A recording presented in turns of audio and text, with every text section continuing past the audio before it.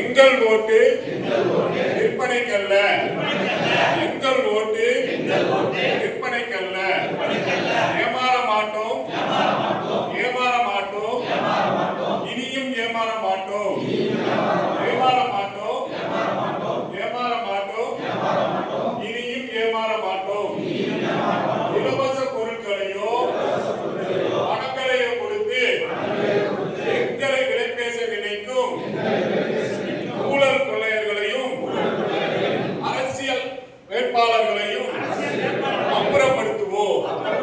நியாயமான கோரிக்கையை, மக்களுடைய அடிப்படை கோரிக்கையை நிறைவேற்றக்கூடிய அரசியல் கட்சிகளுக்கு எங்கள் ஓட்டு, எங்கள் ஓட்டு விற்பனைக்கல்ல.